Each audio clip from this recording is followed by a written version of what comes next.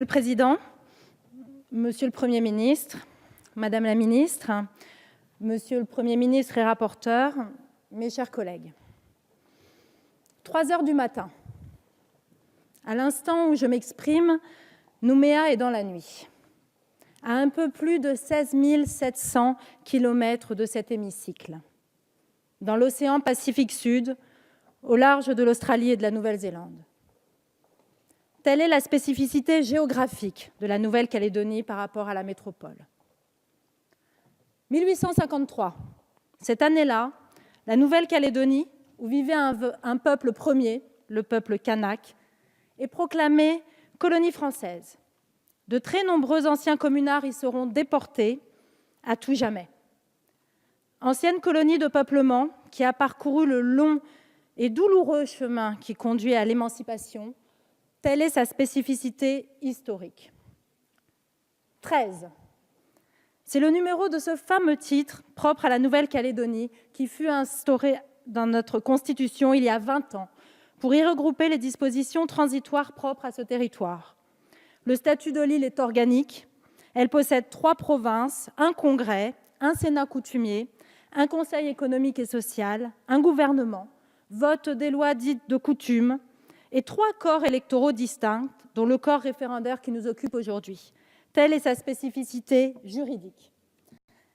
Géographique, historique, juridique.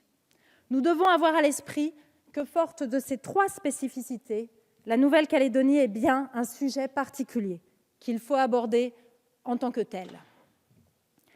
Intervenant à ce stade de la discussion, après vous, Monsieur le Premier ministre, et après le Premier ministre rapporteur, et avant les 2 députés de Nouvelle-Calédonie que je salue à l'instant, et en tant que présidente de la Commission des lois et vice-présidente de la mission d'information sur l'avenir institutionnel de la Nouvelle-Calédonie, je voudrais simplement profiter des minutes qui me sont imparties pour vous dire ce que je pense, à cet instant, des échéances qui se présentent pour ce territoire, où j'ai eu l'occasion de me rendre à 2 reprises au cours de ces 4 derniers mois.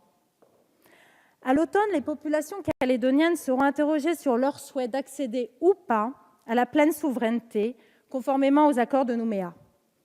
La question est sans doute binaire, comme vous l'avez rappelé, Monsieur le Premier ministre, un peu réductrice sans doute et propice aux tensions.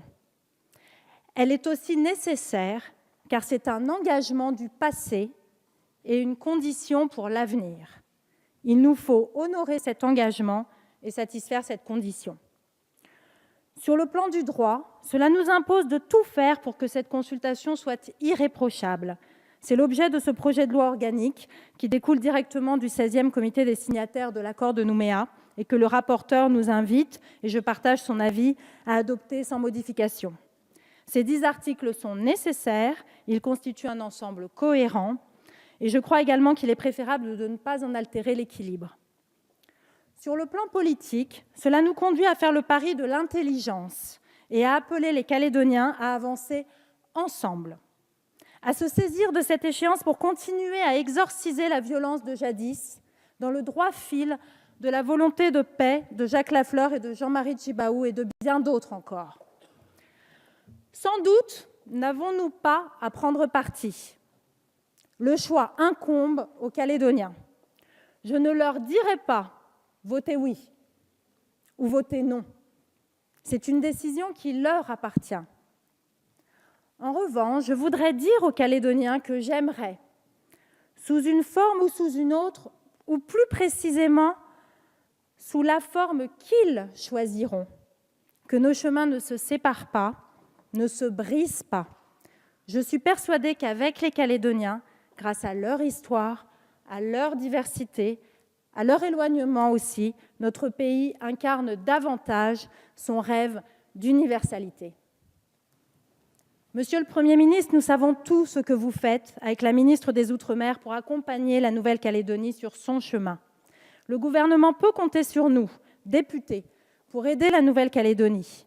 Le projet de loi que vous défendez, qui a été éminemment rapporté, a été adopté à l'unanimité par la Commission des lois. N'est-ce pas de cette manière que nous pouvions le mieux en témoigner? N'est-ce pas également le meilleur moyen pour adresser à la société calédonienne un message de confiance? Je vous propose Je vous invite à renouveler ce témoignage.